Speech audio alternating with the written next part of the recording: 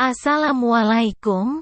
Alhamdulillah dapat bertemu lagi di Membahas Soal, karena membahas lebih baik dibandingkan mempersoalkan. Hari ini Membahas Soal akan membahas soal tes pengawas tempat pemungutan suara atau PTPS tahun 2024. 1. Apa yang Anda ketahui tentang pengawas TPS?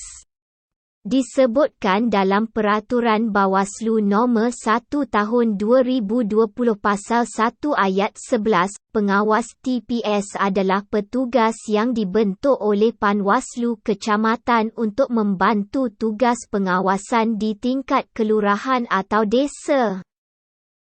2. Apa tugas dari pengawas TPS? Mengawasi pra-pemungutan, proses pemungutan, penghitungan suara, dan melaporkan hal-hal yang terjadi di TPS pada pengawas tingkat desa. 3. Mengapa Anda tertarik menjadi pengawas TPS? Hal ini kerana saya memiliki integritas dan ingin berpartisipasi sebagai pelaksana atau pengawas TPS dalam penyelenggaraan pemilu 2024 dengan berbagai pengalaman yang saya miliki. 4. Bagaimana sikap Anda ketika dihadapkan pada dua pilihan yang sama penting antara tugas pengawas TPS dan tugas domestik yang lain? Saya akan lebih mengutamakan tugas pengawas TPS kerana saya sadar dengan kewajiban untuk melaksanakan tugas pengawasan tahapan pemilu demi kelancaran pelaksanaan pemilu 2024. 5. Kontribusi apa yang bisa Anda berikan jika terpilih menjadi pengawas TPS? Saya akan berdedikasi penuh dan loyal pada tugas pengawasan serta berkomitmen untuk menjamin pemilu dapat terlaksana secara langsung, umum, bebas, rahsia, jujur dan adil.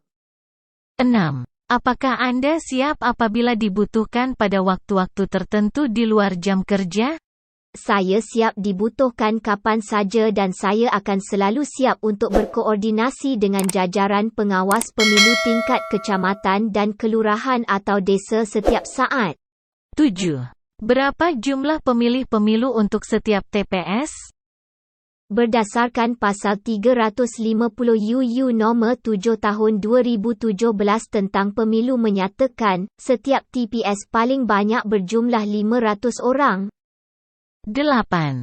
Berapa jumlah pengawas TPS pada pemilu?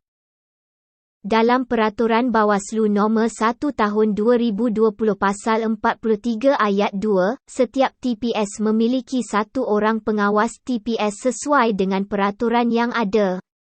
9. Apa saja wewenang pengawas TPS pada pemilu?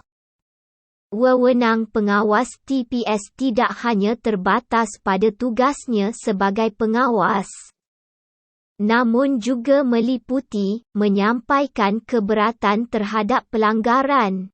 Jika ada dugaan pelanggaran, pengawas TPS berwenang menyampaikan keberatan, menerima berita acara pemungutan suara, menerima dokumen resmi terkait hasil pemungutan suara.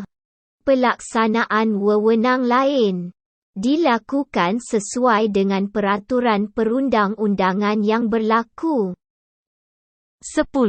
Mengapa pemilu 2024 disebut dengan pemilu serentak? Sebab dalam pemilu 2024, baik Pileg 2024 maupun Pilpres 2024 akan digelar bersamaan dalam satu hari. Kemudian disusul gelaran pemilu kada atau pemilihan kepala daerah pada November 2024. Demikian, pembahasan soal tes pengawas tempat pemungutan suara atau PTPS tahun 2024. Terima kasih.